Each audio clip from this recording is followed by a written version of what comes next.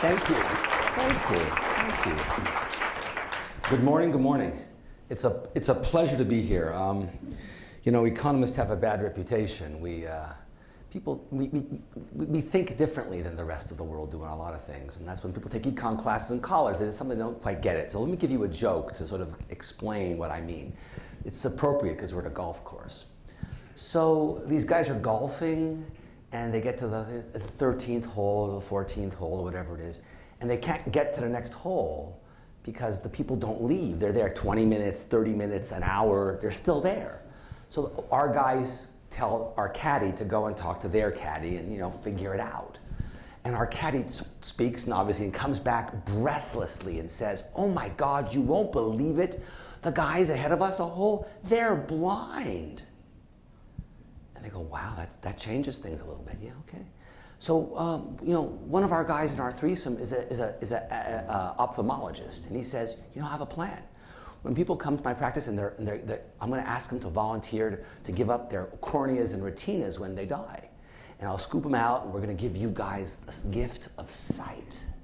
Our guys are crying, our caddies are hugging each other. It's beautiful. It's just a beautiful moment of fellowship and love between people. It's great. And the second guy in our threesome is a social worker. And he says, "You know, we're going to have to rent an operating theater and get an anesthesiologist and buy anti-rejection drugs. You know, it's going to cost a lot of money.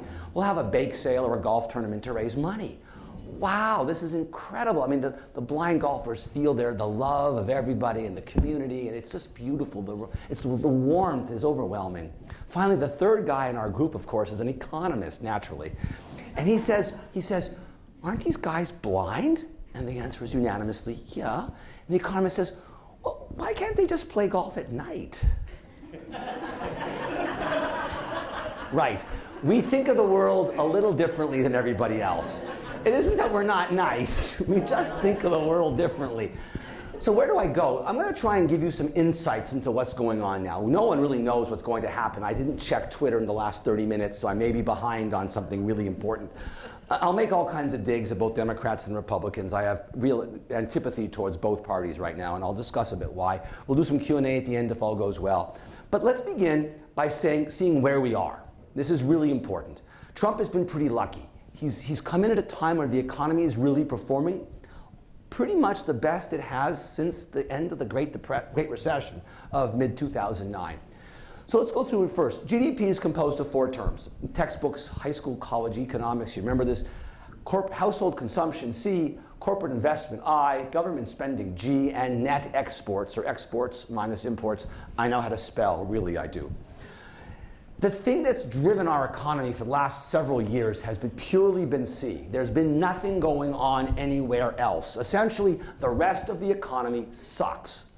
That's it. It really is true. It's a technical economic term. Don't use it, you know, with your family.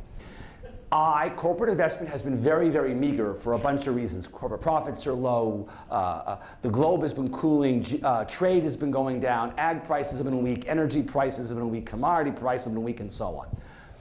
G has been poor because government spending has been declining. They had sequestration, reducing discretionary spending on Capitol Hill in 12, 13, and 14. This year it went up a little bit. Next year it's probably going to go down. This coming year, this fiscal year right now, fiscal year 17. So government has not been very stimulative. We haven't, maybe we should, maybe we shouldn't. We can argue, it hasn't happened much.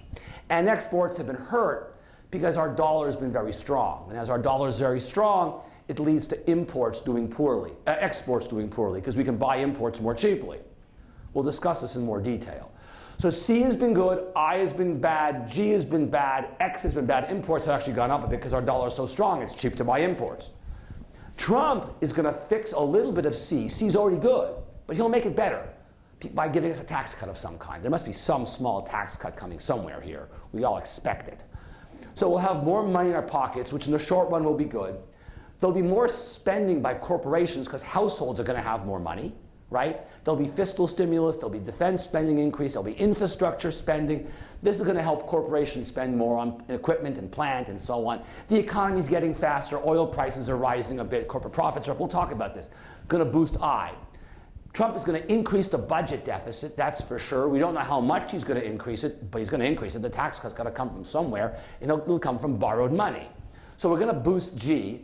This is going to get worse. As our economy grows faster compared to Europe and Japan, which are pretty flat, Canada, Australia, New Zealand, exports are going to fall, imports are going to go up, and this term will get worse. So Trump's going to push this up a little bit, push this up a little bit, push this up a little bit, and push this entire term down a little bit, pushing GDP up a little bit. That's the general framework, what we believe is going to happen because of the plans that he's told us.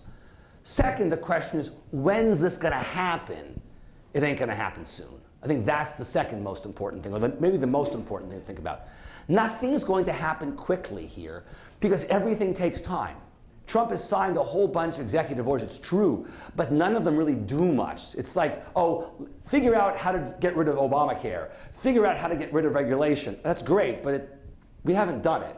So his idea of getting rid of 2 regulations for every new one, what that actually causes is no new regulation at all, which is not necessarily a bad thing, but you always have to make new regulations. That's just life, right? Rules, things change, situations are new, and you have to deal with them. And the problem is if you can't get rid of the old regulations, you can't make any new ones. Canada's tried this, the UK's tried it. It hasn't been a dazzling success here. So that's the second thing to keep in mind. We're not going to get anywhere very fast. So contain your enthusiasm or contain your depression, right? If you're a Democrat, don't kill yourself just yet. Things may get worse. It's okay. And if you're a Republican and you're excited, relax, hold off. Things may get better, but probably not till Q4 of this year or Q1 of next year. Tax policy is going to be very, very hard to pass. The Republicans are finding out now that when you change taxes, there are winners and there are losers, and the winners are excited, and the losers lawyer up and beat you over the head senselessly with 2x4s. Trump had a very hard time getting his own cabinet members through Congress when all he needs is 51 votes to do it, right? The Democrats are stymieing him as best they can everywhere. Is this a good or bad policy? That's a separate question. But if he's having this much trouble just getting these simple things done, wait till taxes come through, when his own party's going to fight internally, like they are over Obamacare. These are difficult things to do. Changing the regulations that Obama passed, which he wants to do, will take time. You have to have hearings, you have to collect comments, you have to have 60-day comment periods, you have to respond, you have to put a preliminary rule out. This takes a lot of time, so nothing will happen quickly. So this expectation that things are going to get better isn't really going to start until end of this year or early next, all right? Let's now see why I'm reasonably happy with how C is done, why these are crummy, and then we'll talk about wages and labor markets and unemployment and GDP and all kinds of other stuff, interest rates. Stock market's at an all-time high. We're happy. We're just plain happy. Market's hitting every day now. It's breaking new records. It's, Dow's at what, 20,200 or something. Spectacular. We're worth a lot more money. The wealth of America has increased from $55 trillion at the pit of the recession. These gray bars are recessionary bars, and the width of the bar is the length of the recession, 18 months. Very, very wide bar. That's 35 trillion bucks. That's a lot of money. So we're happier, which is good news. It's all else equal. It's good to be happy, right? So we're borrowing more money. People say, are we borrowing too much? And the answer is, I don't think so. If you look back here, the peak of the borrowing boom, this was Q3 2008 or something, that was 100% of GDP roughly. Right now it's 80% of GDP. So we're borrowing almost the same amount of dollars, but much less in terms of GDP, and it's not quite as high as it was. So we're not irrationally borrowing. Remember, Dodd-Frank and the CFPB have largely prevented the easy loans. We'll talk about this a little bit in a second, but it's hard to get a loan now. So let's break this data down into a couple parts, different colors here, right? I think the single most important color for you to think about a lot is the bottom color in yellow. This is mortgage debt, household mortgage debt. How much have you borrowed to buy housing, right? Look at this graph, look at the slope here between 2003 and 2008. That's a huge, steep slope, right? That means you're borrowing your brains out, right? The buyers were stupid to buy, the realtors were stupid to sell, the buyers were stupid to lend, the securitizers were stupid to securitize, and the FICO company, Fair Isaac, was stupid to believe you really had a good FICO score, and the insurance companies that promised to protect against a default, they were stupid to promise because they couldn't do it when it all came. So everybody was complicit in this sort of miasmic insanity that prevailed. This is, in fact, what the highway to hell looks like. okay? We were loving it.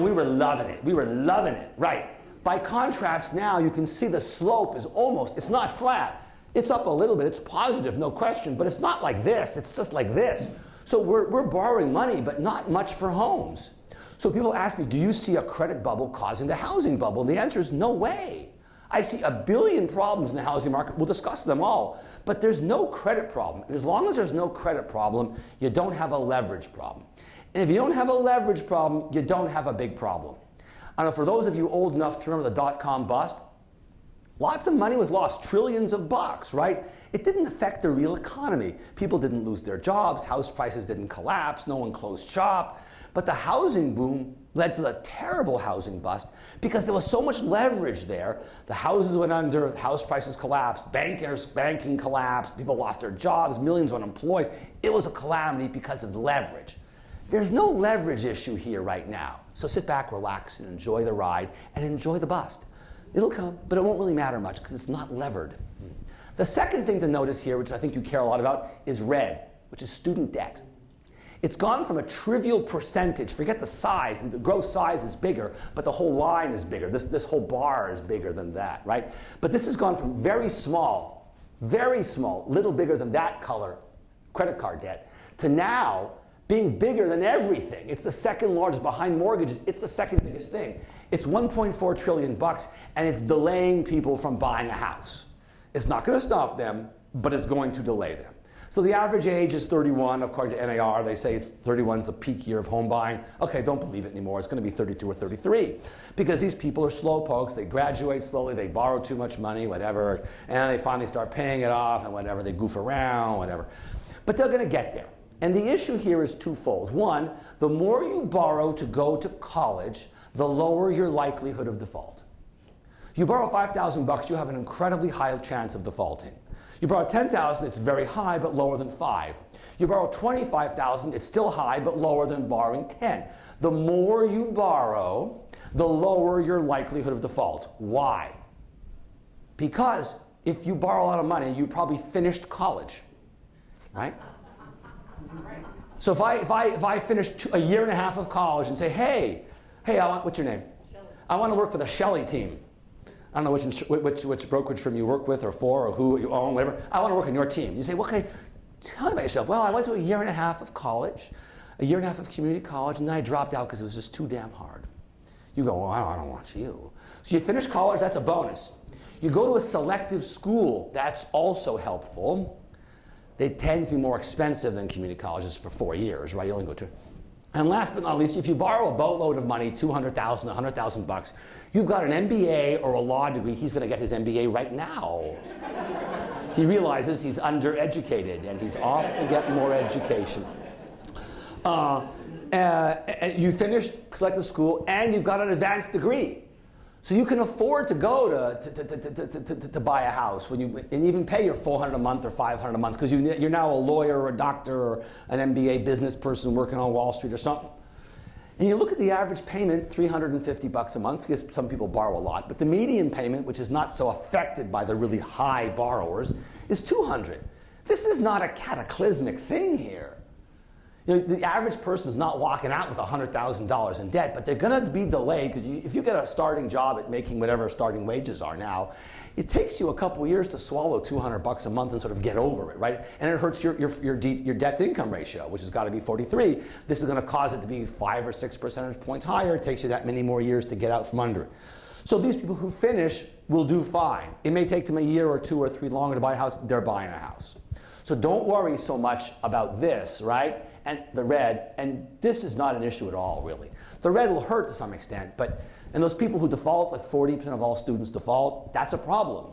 But they weren't buying a house anyways, so who cares? Not your circus, not your monkeys. Yeah? So is that student loan, is that because there are more students going to college? There's a bit more. Tuitions are higher.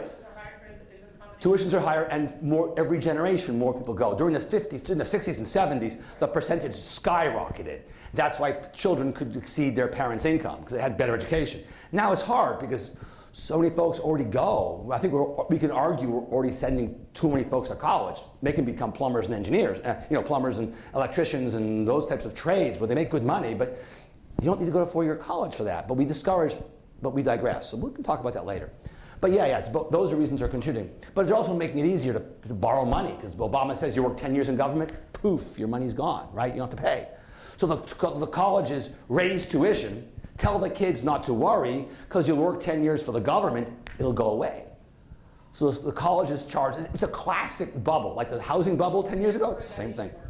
Right, there you go, because they make all the jobs in the world. Okay, I digress. Yeah. The student debt, they can't really default on it because they can't declare bankruptcy. Correct. It follows them forever. This is a problem in terms of buying a house. But a lot of the defaults are occurring on people who make very low wages anyways. So I'm not convinced the guy who borrowed $5,000 and finished a year of community college is really going to be a prime suspect to buy a house. So there's going to be some loss there, but not a lot. That's my issue. And I'm sure once the number of people who've defaulted on their mortgages gets so big, they'll get someone to pass a bill wiping it off their credit, because they're already socializing all the costs. Soon we'll socialize default costs too. So we'll be screwed no matter how you slice it. This is data from today. This is consumer sentiment. It's really quite high. It's only been higher once, twice, in the last 10 years, we've rarely had it higher. Part of it's because we're smoking more weed now, more states have legalized pot. But part of it's just because we're happier, because things are a little better. The economy's better, unemployment is lower, we're feeling better. But, interestingly enough, if you break down this data, the gap between Democrats and Republicans being happy is huge. Republicans are happy and Democrats are miserable. Asking, how good is the economy? Are we in the right direction? Democrats, no. Republicans, yeah. So even in consumer sentiment, you see this overarching split within our economy, within our country, within our body politic. Not a really good thing. So the gap is bigger than it's ever been, and more people than ever are focused on that question of are we doing well or badly economically, not morally and politically, it's economically.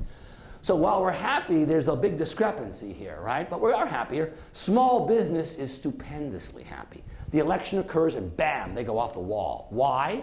Because small business doesn't really care too much about tax policy. Large companies care a lot about border tax adjustments, depreciation schedules, and so on. But a guy who owns, has a business with 3 employees or 5 employees and they're all white-collar workers or something, they're not thinking about depreciating computers, or they aren't a big firm with airplanes to depreciate and drilling rigs and stuff like that. It's a very different world. They don't export a lot. They don't import a lot. They're really, really happy. The big businesses are going to fight tooth and nail over tax policy and border adjustment, tariff fees. The small guys don't really care. They're excited. Less regulation, lower taxes. Let me at it as far as their attitude's concerned. You can tell we're happy because, my God, we're going to friggin' Vegas. We're smoking weed, we're going to Vegas. And what does Vegas say? Vegas says households are happy, corporations are happy. Corporations are happy. They're sending their employees to Vegas. I don't know about you, but when I worked for NHB, a ticket to Vegas meant partying on your boss's nickel. Yeah. The company's either that stupidly myopic or so rich they don't care that they're letting their employees go and party their derrieres off, which is great for the economy. I'm not sure what it's getting for the company, but we digress, right? This is wonderful news. This is this pure discretionary spending at the household and corporate level. Good news. Similarly, we're going to Hawaii. This is expensive, even from the West Coast. It costs money to get to Hawaii. Hotels, travel, cars, airplanes. This is an expensive, time-consuming trip. Now, Vegas can end up being much more expensive. Anything. Vegas can be the most expensive, but this is not cheap to go. So we're happy. We're going to hotels a lot. 2006, this is week like 50 of the year. Turned out the last couple weeks were really good, and 2016 was the single best year for hotel occupancy ever, despite a lot of hotels being built. So what does this mean? More discretionary spending on the part of households, going on family trips to Vegas or Disneyland or the Yosemite or something. Corporations, again, spending on travel. And maybe we're feeling so giddy with ourselves that we're liking the idea of having a little nookie on the side. Now, you may say, my God, that's terrible. But no, I think as realtors, you should encourage infidelity. Because originally you have one unhappy household with a husband and wife. Now you have two households. They need more places to live, more homes built, more homes sold, more rental apartments. You're better off. You want this. Divorce is good for you. Yeah. So this is good. This is good so many ways, right? It's good personally, micro, macro, professionally, business, whatever. This is good news. As is this. Automobile sales are good. They're at 17.5 million units. This is spectacularly high. And we all want a new car. I get it. And we all have to buy a car when our car runs out. I get that too. But you don't have to buy a car today. Your car can always last 6 months more, 8 months more, a year more. It rarely totally breaks down with $9,000 of repair. So the fact that we're buying cars also means we're happy. We have money, we can afford it, we're feeling confident, we think we can pay the bills, pay the car payment, and so on. But this is over. We're not going to grow faster. Now, autos is not a big sector of your economy here, right? It's all in the Midwest and the East Coast, with the Detroit and the Midwest where the cars are big. But still, it matters to our overall economy. We're not going to get a boost anymore because we're not going to keep getting this. This is done. By the way, if anybody can tell me what that is.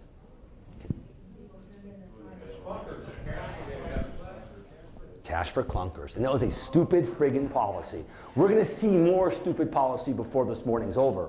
So keep your eyes peeled. I'll give you some clues, but you'll see it later on. So you put it together, households are spending money. This is 3% growth year over year in households. So 4%, 2%, 2, 4, 3, 2.5, 3. This has been really good growth for the last 3 years. 14, 15, 16, 3 years of really good growth. We're happy. The rest of the economy, however, sucks. That's why 3% household growth, 68% of GDP, can only translate into 2% GDP growth because the other terms are so low, they're dragging it all down, even though this one big term, 60%, is really good. So Trump makes it a little better, hopefully starting early next year. How about corporate investment? Well, oil prices collapsed. That didn't do much for exploration and production, but it's going back up again. Again, there's no oil and gas, last I checked, anywhere in Washington or Oregon of any matter, right? Maybe a drop here or there, but who cares? But nationally it matters. Texas is better. This is a higher. This price of $60 a barrel, $55 is good. It's not high enough to make households unhappy, but it's high enough for corporations to do a lot of exploration and production and do IPOs and do secondary offerings on Wall Street and get money and invest. This is a pretty good price. I think we're staying here for a while. We can talk during Q&A why. This is helping corporate spending, investment. Next, natural gas prices are up, also helping exploration and production. Corporate profits are back up, helping corporate investment. Why invest if your profits are down, energy prices are low, agricultural prices stink, mining prices for copper and all those industrial metals are weak? There's no point, right? Banks are happier. Their net interest margin, the gap between what they borrow money at and what they lend at is growing. If it's growing, the lines are going up. These are small banks, all banks, the biggest banks. They're going up. Banks make money two ways, charging you fees for nothing, right? That's one. Oh, you want to put your money in our bank? We'll charge you $100 a month for that. Thank you very much. Okay, that's one. And the other way is making loans. Banks don't make a lot of loans now. It gets harder, Dodd-Frank, so they charge you more fees for nothing. Yeah, you got to do something. Everyone's got to make a living. But this is good news. They'll make more loans. We'll be better off. So they're happy. Manufacturing is up. 50, this line here, 50 is neutral. You see here manufacturing in recession for almost 2 years. Because the dollar went up in strength so fast and so strong, we'll show you that in a minute, that the poor manufacturers couldn't compete. It was cheaper to buy European stuff. It was cheap to buy it here. It was hard to export to Europe because our things were so expensive. But they've recovered now, and they're now doing quite well. There's several different ways you can measure it. They're all doing nicely. And non-manufacturing is doing really well. It's the blue number I really care about here. And it's again, neutral is 50. They're doing really well. So manufacturing's improved. Non-manufacturing's fine. Agricultural prices have stopped falling.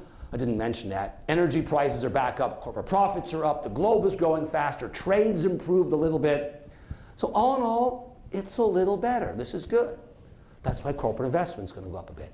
And you can see here, this is it. Corporate investment was growing, but at a declining rate for 2 years. This was late 14 when oil prices peaked out at $110. And then oil prices declined, the economy slowed, trade went bad, ag prices collapsed, boom, boom, boom, boom, boom. And now it's turned around a little bit. This is before Trump. People, corporations are saying, yeah, let's start to do it. We're not doing enough, we're not doing much, but they're doing more. And if wages start to go up, firms will invest more in plant and equipment, robotics and stuff to keep employees out, right? If wages are low, they can hire lots of people, but if wages get high, cheaper to have equipment, and they'll replace people with money, essentially. This is good news for the economy. We want more of this. It helps labor productivity, very important. That's getting better. You put this together now, we had 3% growth before with just households, right? Now if you add everything else in the economy except government spending, which bounces around a lot, inventories, which really bounce, and exports, which really bounce, you get to 2.4. So households alone get you 3. You add more of the economy, you get 2.5, kinda, right? And then if you add everything, you get 2. I'm telling you, I, G, and X stink. That's all there is. But Trump will hopefully, overall, boost them up. This is government spending as is now, based on current law. This is what happened. This is what's going to happen, right? You can see it gets a little better, it gets worse, a little better, and then it starts to go to hell in a handbasket. And that's really bad. 5% GDP, this is a friggin' calamity. This is unsustainable. And when things are unsustainable, eventually they stop, right? Something's going to happen to stop this. This is already very, very high levels of annual deficit spending. Trump wants to make it slightly worse. The reason it's already getting worse before Trump does anything is because we're getting old. So the best thing you can do for the economy is when you turn 75, just kill yourself, basically. Take heroin, it's a feel-good experience. Just die healthy, really. Because dying is expensive healthcare-wise. But so if Trump boosted up a little bit, this gets worse. In the short run, it'll help our economy juice it a little bit, right? But in the long run, it's going to cause problems. So we'll see how much he gets, we'll see when it happens, and we'll see how it happens. This is also, we'll talk about this in a few minutes too.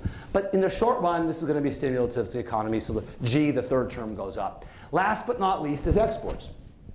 This is the dollar getting really, really strong. That is what hammered manufacturing for 2 years. It was so hard to export. So someone like you, Miss, we spoke earlier. I know I promised I wouldn't disclose and divulge the secrets we chatted about, but alas, I'm a liar. And so we discussed, and you said to me, yeah, you have a passion for shoes. You love shoes. And she told me that she normally buys 1 pair every 2 years of Christian Louboutin shoes. They're $1,500 a pair. They have red soles. That's how you can tell they're Christian Louboutin. $1,500, right? And we discussed, and you said, but now, because the dollar is so strong, they're only $1,250 a pair. You said, now you're buying 2 pairs. Good for you. Strong. But you're killing the American economy. But you don't care.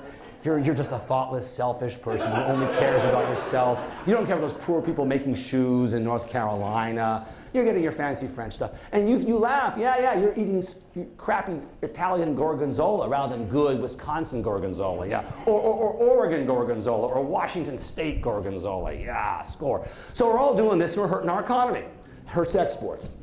The dollar's getting stronger again, it's come down a bit. Depends on what Trump does. If it doesn't go up much more, okay. If it goes up a bit more, we can probably manage, because firms now are much more bulked up because of this huge increase. They've figured out how to manage. We don't want it to go up much more. All right, we'll see what happens. Manufacturing jobs peaked out, and they're actually coming down. This is China from 2000 to 2007 or 8, prior to the recession. Between the 2 recessions, China knocked off about half of those jobs were manufacturing jobs China took because of screwing with their currency. And because manufacturing requires lots of support, probably another 3 million other jobs. So 4.5 million jobs were taken away because of China screwing with their currency. They're not doing it now, but they did do it. This is the recession. It's hard to get these jobs back because the manufacturing jobs have changed a lot. The manufacturing jobs of today are not the jobs of yesterday. To working in a manufacturing facility now, you've got to know math, you've got to know some computers, you've got to know some coding. There are real skills involved. If you're a high school dropout, you don't probably have those skills to do it. So bringing them back will be hard. If Trump can get us 500,000 jobs in 4 years, I would consider that a monumental success. It will be very hard to do. So if you put it together, this is our trade deficit in blue. Our trade deficit in energy is shrinking rapidly. Kind of leveled off now, but had shrunk rapidly for a while because we're producing more oil and gas domestically, and the oil and gas we import is very cheap because energy prices are low. This has been a boon to our economy, a boon of $25 billion a month. But it's been completely counteracted by an increasing trade deficit in stuff. Again, the Louboutin shoes and the Gorgonzola, right? And then someone like you figures, oh, I could buy an American GM car or Ford, but why bother when I can buy a pollution-emitting Volkswagen, right? But it's cheap, that's why you bought it, yeah. You don't care about the economy either. The three of you, all really bad eggs, bad eggs. This hurts our economy. It hurts exports. It hurts manufacturing. It hurts corporate investment. So a strong dollar has some real liabilities attached to it in terms of the real economy. There are some pros, which we'll talk about in terms of homes in a second or two. You put it together, GDP's weak. GDP's been 2%. You can see, this line's 2.5. But it's been averaging, something like that. 2%, not doing much. That's the problem. Unemployment's getting low, wages are going up, the economy's improving, household consumption's rising, corporate investment's going up, but we can't seem to boost GDP. Why? And Trump's going to run into a problem here. And the problem is as follows. GDP goes up for only two reasons at the end of the day. Get rid of all this corporate investment and two reasons. More people working. So if there's 10 people in the economy, each making a radio a day, and now you have an 11th person comes making a radio a day, GDP's up by 10%, 10 to 11 radios. Great, reason number one. The second reason is each person who works makes more radios every day. Instead of making 10 radios a day, each person makes 11 radios a day. So you've gone from 100 radios to 110 radios. That's labor productivity growth, when each person makes more radios. And then there's population growth, more radios, labor force growth. If you have both going together, you have fabulously fast GDP growth. We had that in the 60s and 70s and 80s because the boomers were coming on the labor market, firms were investing in plant and equipment, and it was happy days, essentially. There were inflation problems and so on, but lots of GDP growth. Now we have neither. No population growth and no labor productivity growth. If you don't have either of these, you can't get GDP growth. It's just not going to happen. So we are friggin' stuck here. Can Trump change the magic here? Yeah, he can do something. There are things he can do to improve the situation. He can change our tax codes to increase household savings and corporate investment in plant and equipment. That would boost labor productivity. He can improve K through 12 education so our kids who graduate high schools can read and write. What a novel concept. He can get people to go from high school to vocational schools to get a trade. That would be good, increasing labor productivity. He could get community colleges to lower prices or give us an incentive, kids an incentive to go to community college. That would be really good. These are things that would increase labor productivity. We would use the people that we have more efficiently than we are. That's the best we can do because we're not making more people. And if you make more people, as you know, the practicing can be quite fun. But the problem is it takes about 20 years until those people actually start to work. So we can't fix the problem today. And Trump, with the immigration thing, I think really wants to slow that down. We can argue whether that's a good policy as a country and our morals and values. Yeah, I'm not getting into that. But economically, not a winning solution here. We're going to have a harder time finding workers if we don't import immigrants, right? We can argue whether we should or shouldn't, but that's a separate issue. Economically, not wise. So it's hard to see. Without more people and without labor productivity, we're not going to get there. If we get to 2.5 or 2.6 or 2.7 from 2 over the next couple of years, I will come back here and dance on that tabletop. I would be ecstatically thrilled. I don't think we can even get there. 4% is totally out of the question, okay? Now, I don't think Trump is saying this as a liar. They're all politicians. They all lie. It's what they do for a living. I don't think he's doing more of it than anybody else, but he can't get there. Last but not least, in the short run anyways, I don't see a recession. I see more likelihood of a better outcome because of what Trump is doing. He could flub it up, right? It's always possible.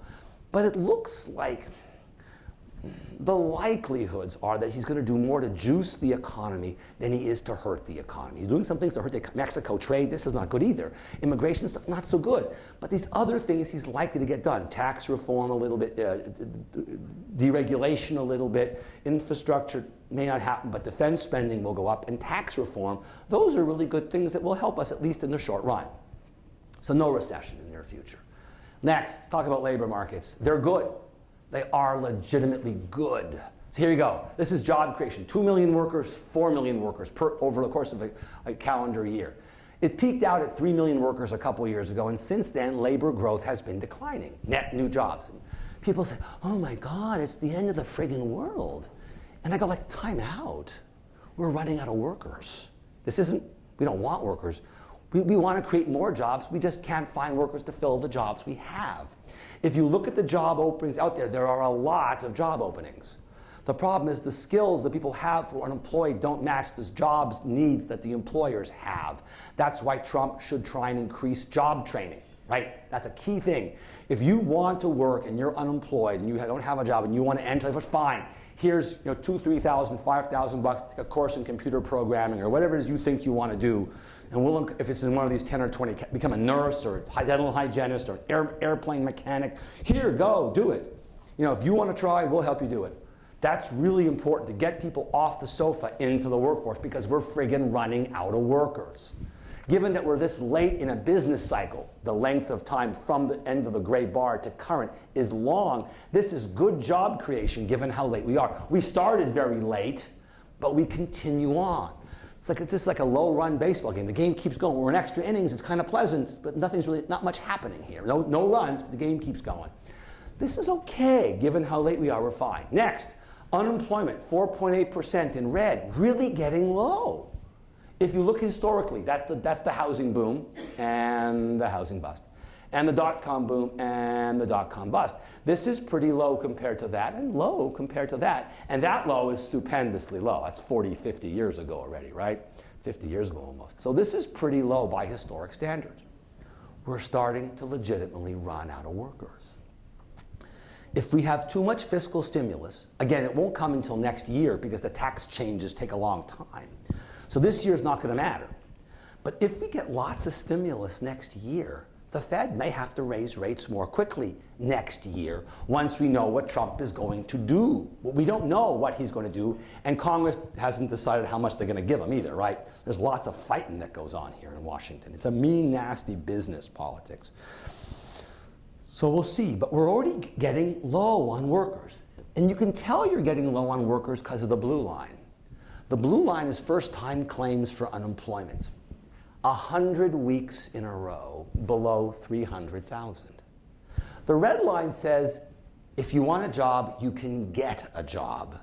The blue line says, if you have a job, you will not lose it. So I can give you an example that works in this state. Let's suppose you're a bus driver and you drive little children to school every day, and you happen to enjoy a little creeper on the side.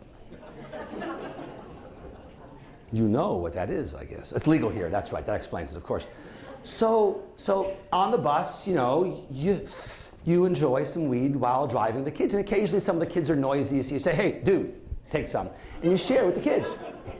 But it's okay, unemployment is so low now, they'll just make you write on the blackboard, I promise not to smoke pot on the bus and share with the kids 100 times, and you go for some training class, and you're back in the bus. Because there's no work. If you don't like your boss, give your boss the finger. Now do it. Do it. You've never had a better chance to tell your boss off than you have now. Don't hold back.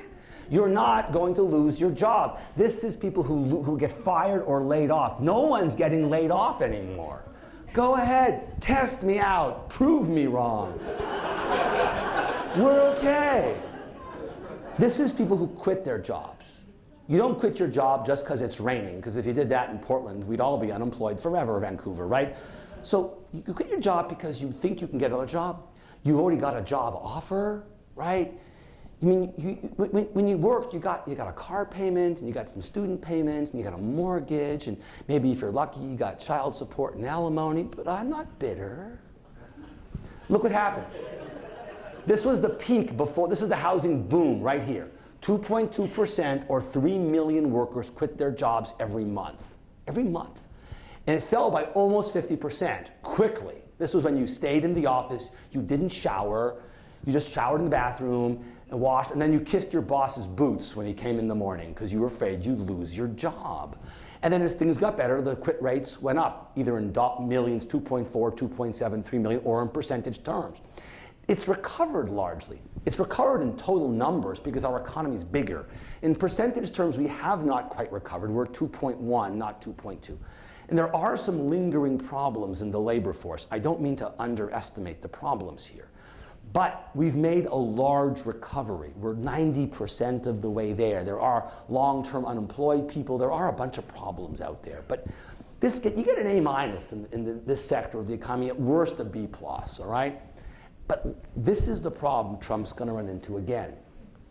People say the 4.7% unemployment rate's not legit. You're cooking the numbers and so on. How about the real unemployment? Well, the real unemployment people refer to is something called the U6 number. It includes the unemployed, 4.7 or 4.8, whatever it is now. It also includes people who work part-time who want to work full-time. It includes discouraged workers and includes those marginally attached to the labor force. I forgot the definitional difference between those two, the third and fourth. But it adds 3 more categories to the unemployment rate. That number is 9.4 or 9.3 or whatever it is. If you take that 9.3 or 9.4 number and subtract from it the unemployment rate of 4.7, you get this. This is my measure of how much labor slack there is. There ain't much. That was the dot-com boom, 3%. That was the housing boom, 3.7. We're now at 4.6 or something, 4.7. Maybe we get here, 3.7, 1 percentage point of labor force. Labor force is 1.4 million people, 140 million people, so that's 1.4 million people. At the rate we create jobs in a year or two, we're out of workers. This isn't a calamity, but we're running out. If Trump does too much fiscal stimulus starting in 18, it will cause more inflationary wage spiral to occur because you'll all be looking for workers at the same time. So you, and you are looking for a worker at the same time. So you hire me, but then he offers me 10% more, I go there. You offer me 5% more, I work for you. You offer me more. I've made 20% increase in 1 year. Wow, I'm a happy guy. But the wage spiral starts to go, and that leads to some inflationary spiral going, right? You don't need that. You want people to be better educated. You want to bring more people in who are unemployed off the sofa. You don't want the people who are working to just change jobs. That's not going to lead to more output. It leads to just more wage inflation and more overall inflation, and the Fed raises rates and the party starts to slow down. So this is a warning here to be careful, right? We need more labor productivity growth, more people going to school, getting better educated, more vocational school, K through 12, job training, plant and equipment. That's the magical thing. If Trump does that, he's a rock star, and I will love him forever. And I will build a wing on my house and call it the Trump wing, because business will be so good, I'll have made that money because of him. But let's now go a little further and talk about wages. But look at wage growth. It's going up. Why? Because unemployment is going down. There's no magic here. As unemployment gets lower, wages eventually start to go up. Now, they're going up much more slowly than they have in the past. In Europe also, they're going up much more slowly, even in Germany, where they're really running out of workers too. Because of demographic things and because of sociological things and because of supply chain management, it's complicated. But they're not going up. So now we're seeing 2.5%, 3% wage growth now, year over year, with unemployment of 4.7%. But this number actually underestimates what's going on. The problem that's going on now is there are so many boomers retiring. So old people, kind of like you. You know, you're a smart guy. That'd be me. Yeah. Yo. So you're making good money. You're a successful realtor, broker, whatever. You're making let's make a $250,000 a year, terrific income. And you're replaced by a college graduate like you, who's just beginning your career. You know nothing. You're fresh. You're green. You're making 25 or 30,000. You're making thousands of cold calls, right? Well, if you retire at $250,000 and you come in at 30,000, on average, our wages have gone way down. This happens all the time. This is nothing new. Older people retiring, younger folks coming in. This is ordinary. The problem is now the number of retirees is almost as big as the number of people entering. In the past, retirees were there, entering was here, no one cared. But now it's caught up almost. The boomers are retiring, so many, 10,000 a day or whatever the number is. Coming in is 12, 11,000. The difference isn't very big. If you account for that difference, you get this graph, 3.5%, 4% growth, not 2.5%, 3% growth. So we're starting to see wage growth. And if you add on top of this graph, if you look at job switchers, people who change their jobs, the gap between these two lines is starting to grow. That means we're running out of workers. Trump has to be careful. We don't need a lot of fiscal stim. We need a supply-side tax cut that encourages households to save and corporations to invest. We want people to invest in their human capital. We want them to train themselves, become better educated, finish high school, finish vocational school, learn a new vocation if they're 40 years old and unemployed, so they can go back and work and fill a job opening that an employer has wanting. How about inflation? It's starting to go up. Nothing big. No real problems, but it's starting. This is import inflation, going up because energy prices are going up. So anything you buy with energy in it is getting more expensive because energy prices have gone from $30 to $60 a barrel, roughly. How about producer prices? They have also gone up. This is zero. So if you're below the line, you have deflation. So that was deflation, now it's a little inflation. That was deflation, that's a little inflation. Nothing horrible here, but it's starting to, again, largely driven by energy. But now let's look at the CPI. This is the CPI. This is headline CPI, what you think of as overall inflation. You know, you buy a box of Cheerios, you get your hair cut, you go on a trip, you buy a car, you get your suit cleaned or something, you get your hair done or something, right? I get pectoral implants, that's what I'm saving for. And they go up every year, a couple percent. My daughter tells me the neighbor, he's really buff. My daughter at the time was like 14. I went, oh my God, out of the mouth of babes, you know, and I have to compete and raise my game. So I'm not going to do this. It's going to cut me open and slam in some pectoral implants. Yeah. Look at that, 0 to 2%. Right? That's a lot of increase, right? Now, again, much of it's oil prices. So if you get rid of oil prices and food prices, you have the red line. It's also going up. Not that fast. That's why I'm not too worried. But it's slowly inching up. And the Fed's favorite measure of inflation is the PCE, not the CPI. I'm not going to get into details. Q&A, we can do it. Here's headline, up from about 0.3 to about 1.7, and the core, excluding food and energy, is up from 1.3 to 1.7 and steadily rising. This doesn't include food and energy again. That's the real underlying inflation rate mojo in the economy.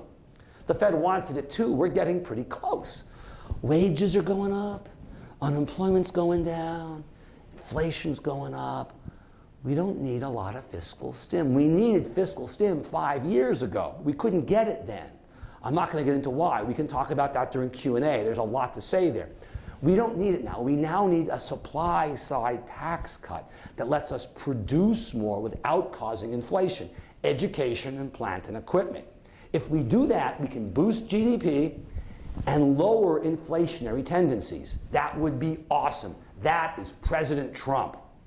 If, by contrast, we just get some cheap ass, pardon the language, tax cut, that's Mr. Trump. It's okay. He's a politician taking the easy way out. They all do it. Bush gave us a tax cut we didn't really need. We had a couple of wars, a couple of tax cuts. He did bad things for us fiscally, really bad things, but not terrible. And then there's the Dark Donald. And the Dark Donald kicks out 3 million immigrants, illegal immigrants, right? And has a trade war with Canada, Mexico, and China all at once. If he did that, he'd raise inflation and lower GDP. A simple tax cut would raise GDP and raise inflation. And if he does all those supply side things I talked about, more savings, more investment, more savings by households, more investment, more training for jobs, more plant and equipment, that would boost GDP and lower inflation. Less inflation, more GDP, more inflation, more GDP, more inflation, less GDP. President Trump, Mr. Trump, Dark Donald. In a year or two, we'll know which one we got or how much of each. We're gonna get some of everything. It's the ratios that matter here, and I haven't got a clue. But we want to be on that side, the President Trump, Mr. Trump, and away from the Dark Donald. So far, what he's done has been a little more the Dark Donald than I want. It's been more show and tell than real substance. And he's doing it to please his base. I get that too. I'm optimistic we don't get much more of that. But I don't know any more than you do. So the jury's out, let's see what happens. Inflation expectations are going up. We believe there'll be a tax cut. We believe there'll be fiscal infrastructure spending, right? We believe there'll be more defense spending. We believe there'll be deregulation, which is actually lowers inflation. But overall, we think more inflation up. So what's going to happen to the Fed? Well, it beats me because the Fed also doesn't know who's showing up, right? No one knows. That's the problem. So this is my baseline. Fed funds right now is 0.625, halfway between 0.5% and 0.75%. That's where we are now. I think the Fed raises rates 2 times this coming year, maybe 3, because we're running out of workers, wages are going up, you know, and so on. As I talked, the globe's growing a little faster, inflation is getting close to 2% on the PCE core number. So maybe we get 1.375, maybe 1.2, you know, either 50 basis points, 50 bips, or 75 basis points, 0.75% by the year end. Maybe we're that high. 10-year Treasury hits 2.7. Right now it's still at 2.35. 2 months ago, a month and a half ago, the 10-year Treasury hit 2.65. It's come down to 2.35 since then. Because now we're realizing, contain your enthusiasm, it ain't gonna happen all that fast. Whatever's gonna happen ain't gonna happen fast. So we realize stock markets had a huge run up, then it leveled off. It's going up a little bit again because Trump said yesterday, oh, fantastic tax policy coming, so the market goes up again. Again, I didn't check Twitter, so hold off. The 30-year mortgage is based off a 10-year Treasury, so that's the number that matters, right? The year after, I think rates go up again 3 times. This is kind of a baseline, but we don't know. If we get lots of Dark Donald, they're going to raise rates faster. If we get more of President Trump, they'll probably raise rates ever so what slightly slower because we'll have more productive capacity to absorb more workers from the stimulus that may come. We may not get much stimulus. We simply don't know enough. And then we may get 3 more rate rises again, each of a 1/4 point in 2019. We end up somewhere in 2020 at around 3% on the Fed funds rate. That's pretty low. And the Fed expects 2% inflation with the 3% Fed funds rate, roughly, which means the real Fed funds rate is 1%. Why so low? Because our economy can't grow very fast. I've told you earlier, labor productivity is not good and population growth isn't all that good. You put it together, you can't have high interest rates if GDP growth isn't good. Higher GDP growth, higher interest rates. Lower GDP growth, lower rates. This is all you get, 3%. Okay, 3.25. It'll take us 3 years to get there. It'll take a long time. End of 19, early 20, mid 20, assuming no recession. That'll be the longest recovery ever, and we'll probably have a recession somewhere. I don't know when, but you know, by 19 or 20, it seems reasonable. And we're not going to get a rate hike until June. That I can promise you, because no one knows what the policies are going to be. Hopefully by June, we've at least figured out what he wants to do. Congress knows what it wants to do. We have a notion of the map. There's no map in the glove box right now. We just simply don't know what we're going to do. So this is the Fed's baseline. Yeah, my baseline of the Fed. It seems reasonable. Again, 2 or 3 now. Yeah, nothing before June. That much I can promise you. Now, interest rates are going up. You're nervous. Oh my God, housing sales will hit the floor. No, relax. First, there's HELOCs, right? HELOCs are great. You want to buy a second home, a small home, we're okay, right? Oh wow, running out. Okay, so we'll do housing quick and then we'll. So and last but not least on this sector, you can have your clients get 7 1s, 5 1s, and 10 1s. Raise your hands if you have a 30-year mortgage in your 30-year mortgage. Ever bought a 30-year mortgage? Who lives in your house 30 years? No, we're done, right? 10 1, 7 1, 5 1, they can refi. Housing quickly. This is housing right here. Housing construction activity. It's weakened off a bit lately. The good news, household formation's up. We're creating more jobs, more income, more money. That's good. Helps household consumption, helps jobs. Jobs make houses. But no credit. We know that. Your FICO score's below 850. 850 is the max. I'm kidding. You can't get a mortgage. Regulation, very expensive. New homes, $85,000. The home price is because of regulation. Land use, zoning, permits, all these stupid things. Impact fees, all this dumb junk. Availability of homes for sale, inventory, non-existent. Non-existent. No credit, no existing. This is crazy. Home prices going up 5%. Incomes are only going up 3 or 4. Rents are going up 4% too. Home builders, what are they building? They're building gigantic houses. What are they thinking? No credit, no job, no income, student debt, no wealth. Yeah, let's build big houses. But they have no choice. They got no choice. What? The extra wife. Extra wife, nice, I like that. You keep her in a second, the third house, like a Mormon house. Yeah, okay. We're building very few homes compared to what we built, and they're very expensive because builders can't make money on small homes. We talked about this yesterday at a meeting I was at. Look, home builders, NHB says 4% of homes are over 5,000 square feet. Huge, gigantic homes when no one has money to buy them. That's why we're building so few homes, because builders can't build small homes and make money at it. Builders are happy. As I joke, there are only like 12 builders left in the country. All the other guys lost their jobs. So we don't have any suppliers to supply new homes. The ones that we have are happy because they're building homes for Bill Gates and Phil Knight, but not building homes for you and me, and this is a problem. But they can't fix it. So multifam construction in blue has done well. It's recovered. She's going to build a new multifam house. Single fam construction's improved, but is still, by historic standards, ridiculously low. 1.2 million is more like the average. We're still at 800,000. So that's total single plus multi gets us there. We're still much too low. We should be 300,000 or 400,000 higher. We may get there in 3 or 4 more years. That's a long ways away, and we'll still be undersupplied by historic standards. There'll still be a shortage. So we're not building enough homes. There's no inventory. There's no credit. Student debt. As for existing home sales, they're inching up. Let's look at this section and move it forward a little bit here. Oh, by the way, what's that? And what's that? First time and second time. What stupid policies? The auto didn't work. They did it once. It came back down. Oh, let's do it again. Bring it back up, bring it back down. What stupid jerks. Good Lord. I mean, that's just a stupid waste of nothing. Giving away money for homes that would have been sold anyways. Yeah, right. Dumbasses. But I digress. So if we go back and look at the arrow from there, we'll put the arrow now here and go forward. That's the taper tantrum where we were fearful rates would rise, and that's TRID. TRID didn't matter, just a 1 month bounce. And this took about a year to recover, but we recovered. So rates go up, we recover, we'll be fine, right? Nothing traumatic. Go into 10-1, 7-1s and arms and whatever, right? You're okay. In terms of existing sales, existing applications, first-time mortgage apps have held up remarkably well. Year-over-year change is still up. Just as of this week, up 2% from, this is the mortgage bankers, right? So we're fine, even though rates are higher than they were 6 months ago. We're okay, a year ago, we're okay. It hasn't caused any harm in the first-time mortgage app business, the rise in rates.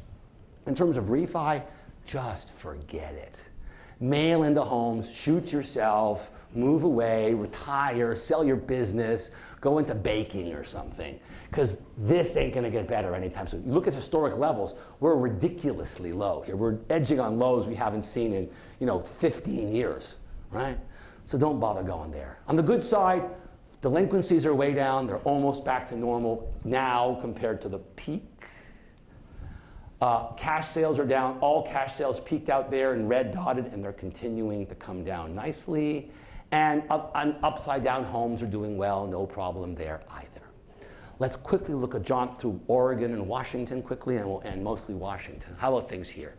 For those of you unaware of where you live, I tried really to find the right place. It was really hard to put the arrow. I'm a little north. I'm more like north of Vancouver there, but I'm close. So you can see the western states are all doing well. Darker colors are better.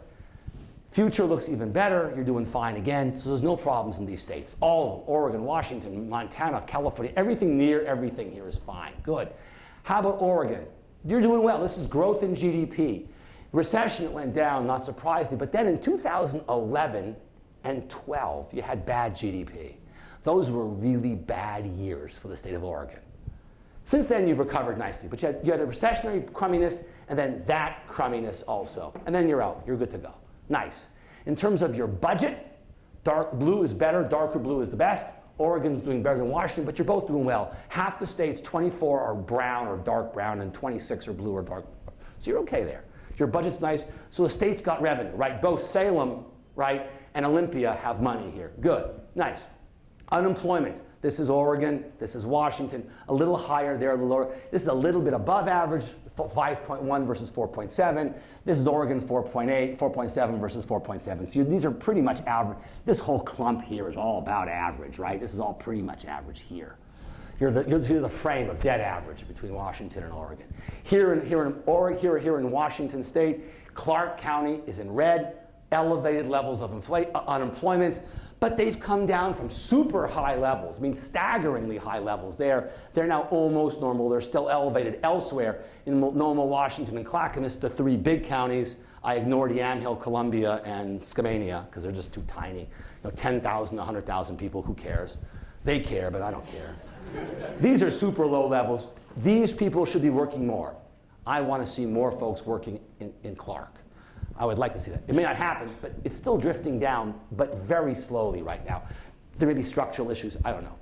In terms of labor force growth, you've made a nice comeback. Look at that. That's beautiful. People working, looking for work. It's been nice elsewhere, but this is nice and solid and steady and gorgeous. That speaks well. You're still behind the curve compared to them, but you're better. Better. Home ownership rates have come down. They've come down. Lowest is in Multnomah because it's expensive. You've come down, this is as of 15, it's a year ago data, right? You've come down a little more here in Clark and other counties. Nothing particularly terrible, but not great. Per capita personal income, I compared Portland, Seattle, and Boise. And you can see the rates are almost the same. So Seattle is the best. Portland, MSA is next, and Boise's third. But they're all going up at the same rate. So you're all doing well. You can't do better by going somewhere else. These three northwestern places are all doing okay. In terms of house prices, that's crazy. Portland, in red, Portland, Vancouver, and Seattle in blue, and all the other crappy places in Washington are going nowhere. Wenatchee, Yakima, Olympia, Spokane, Tri-Cities, yeah, who cares? Don't go, don't visit. Just go to Seattle and stay away from the rest. I'm joking. Olympia, I didn't put Olympia, they're better. You get the point. Cash sales are quite low in both states, a little lower than average. The whole West is good. There's problems, there, because things haven't recovered. But this is good. Again, low levels here, quite low levels. This is foreclosure inventory shrunk a lot. The worst states are here, where there's judicial states. One or two more slides, and two more and we're done. This is the MSA, housing construction activity. This is very typical of what's going on. Single family is struggling. Sorry, that's single fam. The gap is multifam, and the total is in blue. So the gap is yawningly large, meaning multifam is rocking.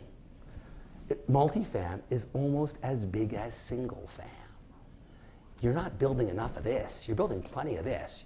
You're building so much just because you can't build any of that. And you're building the wrong that. Exactly. Too much big, fat, stinking 47 bedroom rental apartments on the top floor, right?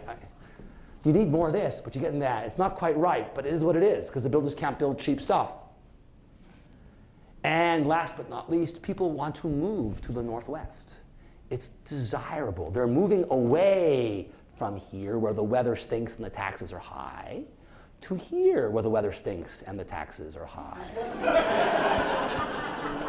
They should move here, where the weather stinks and the taxes are low. What's important is they're not moving to California, where the weather is here, spectacular. From LA down to San Diego, it's magical, right? Magical. They're not moving there. They've wrecked themselves. They've ruined their state with too much dumb stuff. So folks are moving from California, they're moving to all these places. And from here, they're moving here. We're discovering the western states. The country is discovering the western states. So you have in-migration too. So your population growth has been very good. Clark has been a very fast population. It's going down like everybody is because you're getting bigger county. But you still have 2% growth. This is very, very fast growth, over twice as fast as the country. So understand you're going to keep getting more people coming here because your climate's nice, you're a cool place to be, and so on and so forth. Don't discourage these people. Wow, I've covered too much territory. I've taken too much time. Let's quickly recap. First, my name, my email address, my phone number, my email address, my website, my Twitter handle, and I put out 70 words on the economy. You can get it every single day for the rest of your life. Give me your business card, sign up here, or text the word bow tie with no hyphen and no space, suppress the spell checker to 22828, 5 digits, yes, no mistake. Quick recap. The economy's okay. Labor markets are improving, wages are going up, investments is already going up, energy prices are improving, unemployment's going down. There'll be no recession this year. Interest rates are going to rise pretty much no matter what happens. I think twice. If really Trump gets going and they're not great policies, maybe 3 times. It'll take a while for anything to happen because of all the lags and delays that occur because of the political process. Hopefully we get President Trump. Lots of labor force growth, increases in capital, plant, and equipment, a supply side tax cut encouraging households to save and corporations to invest, but a tax cut that doesn't really give us much money, just rearranges how they tax to encourage us to save and invest. If we get a tax cut, it'll be okay, but they'll raise rates a bit faster, but it won't come probably till 18 because we don't know much by then, how much and how big. And the worst thing we have is kicking out immigrants and having trade wars. That would really be bad. Hope we don't get much of this, hope we don't get much of this, hope we get a lot of that. I've spoken too long. I don't know the time we have, time for Q&A, maybe not, because I've spoken too long, which would be perfect. I don't like, I'm kidding. Mr. President, sponsors from RMLS, thank you, and a couple questions, great. Also, let me just say this, today's session is being recorded, so anybody with questions, please use the microphone, it'd be great. Right. It's being recorded, thank God. Wow, that was not, I didn't like that. We hear a lot about the Chinese and the China market and how they manipulate the currency. In lay terms, Drew, can you explain that? Sure. So I referred a bit to it back in the early 2000s. What they did there was they kept their currency low. They deliberately undervalued their currency, which encouraged massive amount of exports. It made exports cheaper, their exports cheaper in our currency. So we bought lots of exports and hammered our manufacturing sector. This was a sustained long-term policy designed to have faster growth in China at the expense of their currency. So they deprived their own citizens of a better standard of living. They couldn't import stuff that they wanted to buy, fancy Gucci bags or French cheese or fancy shoes or whatever it is. Now it's in reverse. Chinese currency is actually declining now because the growth is slowing. Monetary policy in China is remarkably easy, and the currency's declined 6 or 7% last year, and the betting is it will continue to decline. Chinese foreign reserves peaked out at $4.3 trillion about 2 years ago. Now it's below $3 trillion. They've spent $1.3 trillion actually propping up their currency to prevent it from falling too fast. So in the past, they manipulated it down. Now they're manipulating it up.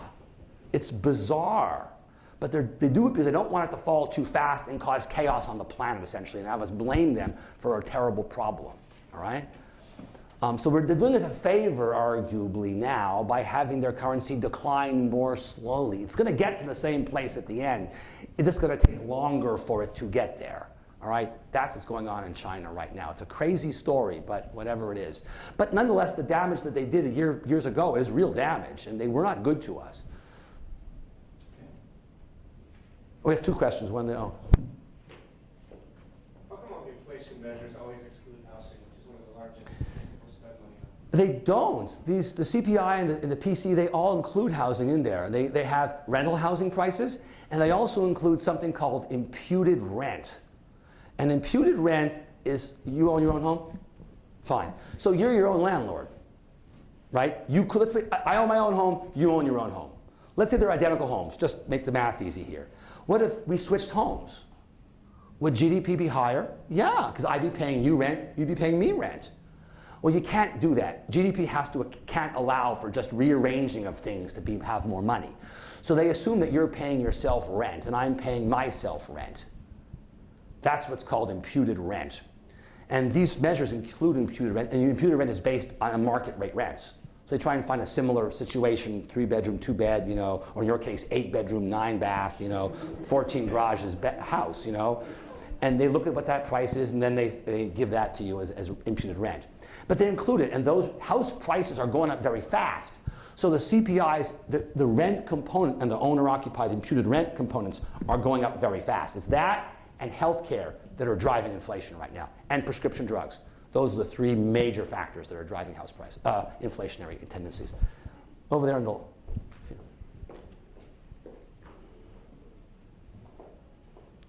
was just wondering how you think immigration would affect the market if it was actually more selective, as opposed to what we get now with a lot of uneducated people coming into the country. It's supposed to be selecting people, bringing, say, more from Eastern Europe, people that are educated. Would that STEM people, science, technology, engineering, and math. So would that actually improve our economy? So the data there is pretty clear. It's not 100% conclusive. There is still a little debate. But the general 90% conclusion is immigration is good pretty much across the board, all right? So data is pretty strong. What you do find is you have lots of low-level immigration, lettuce pickers, if you will, for lack of a better term here. Politically not correct, but whatever.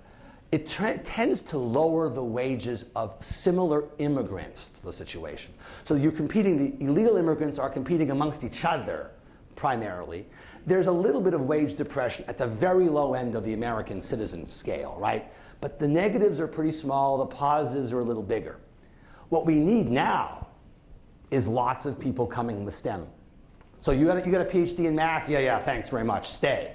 A PhD in engineering or physics or chemistry? Yeah, we'd love to have you. Mathematics, you're welcome. Economics, whatever. Any high-level skills, right? MBA, yeah, stick around, we're good, you're good. That would help. That would boost GDP and dampen wage inflation a bit because you have more skilled workers at the higher end, these professional people, which would be great for our economy.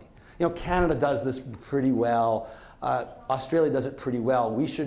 There's problems with those systems, but they're certainly better than ours. Now, again, this is a political issue. Who do you want to bring in? But economically, you certainly want the smart guys. And doctors are a great case. We import lots of doctors. They finish med school there, then they come here and get their fellowship and residency. Wow, that's awesome. They're 27 years old. That poor country has spent a fortune educating them, and they pop up on our doorstep. Awesome. Like that. And if you can get them from China, even better, and Russia, because they are our geopolitical enemies. So anything we can do to weaken them economically and politically is awesome. Stealing their smartest people and their money is fabulous. We should get a bonus. You should get bonus points if you can get someone from China to immigrate. They get a PhD, let them stay. Give them a free visa.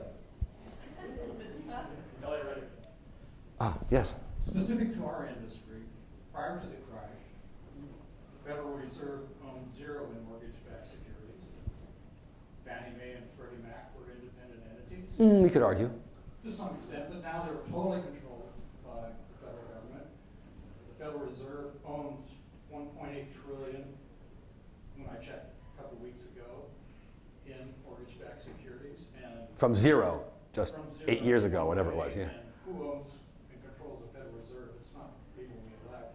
So how can we think of our industry as healthy when those key foundational elements have not corrected? Yeah, I think the way to think about it is there's more government intervention in our industry than there was. There already was a lot to begin with. I mean, Fannie and Freddie were essentially public entities on the negative side. We were covering their losses if they occurred. The wins went to the private sector and the losses came to us. So we were already socializing a lot of what was going on there. There's the mortgage interest deduction, there's Section 8 housing, and on, LIHTC. So there's a lot of government intervention in there already. So I think now we have a little bit more. I think it was worthwhile to do it at the time because, like the auto bailout, if we didn't do it, the recession back then in 2009 would have been substantially worse than it was. Now some of us say, oh, let the market rule and let it go, fine, but we're not living under the market already. You're already having massive intervention in this sector. Many other sectors are too. I'm not picking on housing here, we're just talking housing, right?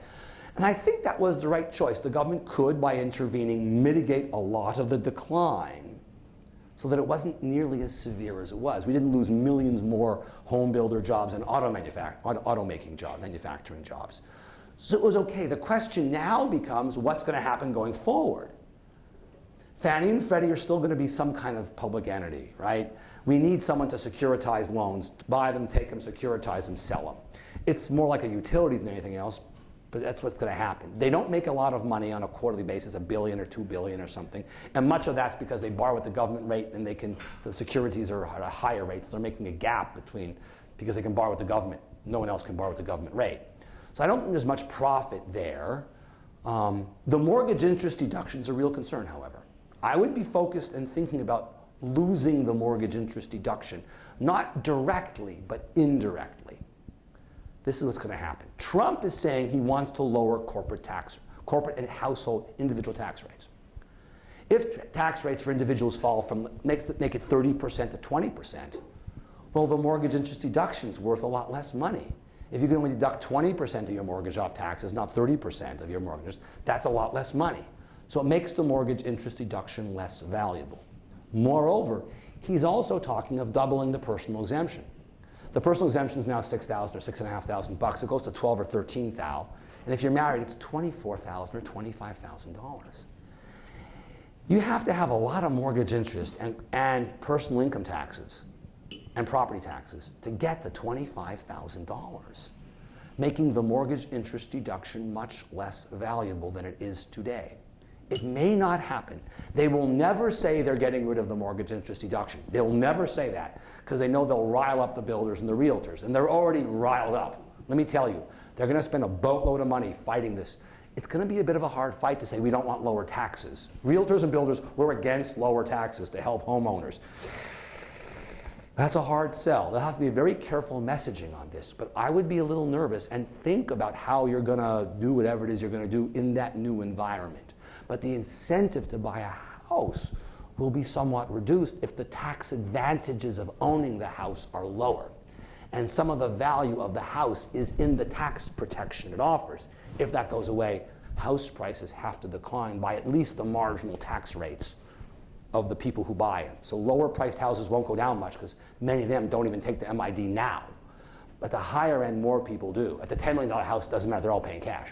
But in that $500,000 to $1 million, $250,000 to $1 million range, those houses will go down in value a little bit, all else equal, if this comes to pass. That said, it may not. There's a high likelihood nothing will happen, or it'll be a lot less than we think. We can talk more offline.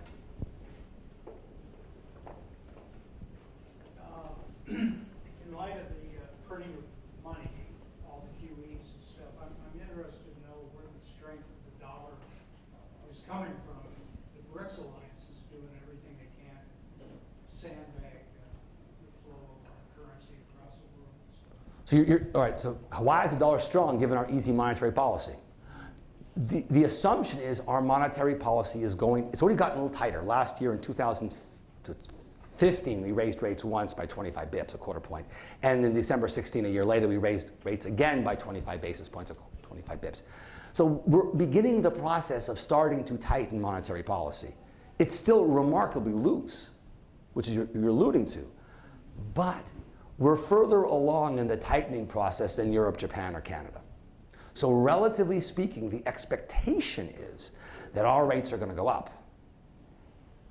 And that's what's driving our dollar. Our economy in this year will grow at 2.3, the expectations. Over the last 7 or 8 years, our economy has grown faster than Europe. Last several years, last year, actually, they grew faster than us. But prior to that, and this coming year, we're going to grow faster than them. We're going to raise rates faster. There's an expectation of some inflation, which causes rates to rise more. So everything's saying dollar gets stronger. Depends on what Trump does and the globe goes, but that's the betting assumption here. Even though we're loose, we're not as loose as they are. We're tightening faster. It's relative performance that matters, not absolute performance here. So that's what's going on. Getting back to your question earlier about Fannie and Freddie and stuff, the other thing we have to think about in this industry is how the Fed gets rid of those MBS, the mortgage-backed securities. They're going to get rid of the MBS, I think, before they get rid of the treasuries. They have more treasuries than MBS. Because they're going to get rid of them sooner, I think, because they've never had mortgage-backed securities before in their portfolio. This is not something central banks generally hold. So they'd like to get rid of them just to get them off their backs because it's not really appropriate assets for them to hold. How they do this, how quickly they do this, will it alter interest rates? I don't know, I read a lot of research. The general consensus is not a lot, but a little bit, 10 basis points, 12 basis points, 15 basis points, nothing heroic, but nonetheless, it's a mild negative, right? A mild headwind. Okay, we have time for 2 more questions. 2 more. Anybody else We have any questions? got one here and one there. One here and one there, I guess. Oh. One second. We'll go there first and we'll come. Okay, so dismantling of Dodd-Frank, all piecemeal. You know, there's fake and alternative views out there I'm really trying to figure out, but I thought maybe you'd have a heads up on the whole thing. It's going to be a very slow process. It's going to take a long time. Rules, when you make rules, it's a complicated process. Getting rid of a rule is equally complicated. It's just not like you get rid of a rule. It's it takes 6, 8 months, a year to get rid of a rule. You have to have hearings, and then they'll sue. The other side who's aggrieved will sue. Just as the Republicans and the right sued on environmental stuff, the left will now sue as they dismantle these things. So eventually they'll get something done, but look at the CFPB, the Consumer Finance Protection Board. Trump would like to fire Corduroy and change the whole thing. I don't think he's going to do it. I think he's going to let the Supreme Court do it for him. I think he'll get that win. But nothing, it's going to be much slower than we think, and I bet they won't do that much. They'll change the Volcker rule, they'll change this, they'll change that, and they'll let the rest go. Primarily because I think that most of the big banks like it. More regulation protects them from any competition. It's hard to become a big bank now because the regulatory burdens are so massive. There are thousands of lawyers in regulatory and compliance departments that didn't exist 7 or 8 years ago. So the threshold costs of getting into the industry are so large that they love it. I mean, Jamie Dimon talks. They like it. It's not good for us. Hopefully they'll make lending a little easier. That would be a nice thing. So a little bit less on the Volcker rule, a little easier on lending. You know, that would be nice. If you get a couple more things, I'd call it a win and go at that point. But it won't be quick and it won't be easy, and I'm not sure how much they'll get done. I wanted to know about the senior housing and the 60-year-old houses and that issue. We talk about housing for seniors. Housing for seniors. I'm not sure what the question exactly is. Well, you said We should house our seniors, I think. About the older people living in 60-year-old houses and they don't. That's me. No, me personally. My house is 60 years old, yeah. My house, but I think the issue there is you want to have houses that you can age into conveniently and nicely. We know people who live in their own homes. The session, people live in their own homes, live longer, they're happier, they live better, more complete, more fulfilling lives. Going into institutions is not what no one wants to do that, right? So how can you help your house adjust and widen corridors and doors and shower stalls and stuff to make it more amenable to aging in place was a lovely thing. And as the country's aging rapidly here, the globe is aging like it's never aged before. The world is getting older. We've always gotten younger since time immemorial, since Noah or Adam or whoever you believe in. But now we're getting older. It's an amazing thing because not enough kids are being born. So we should think more deeply about how to age in place. And they're not building houses for seniors. Not enough. They don't build enough for anybody except rich people. That's about it. Okay. It's just the way it is. My gosh, Mr. President. I want another great hand for Dr.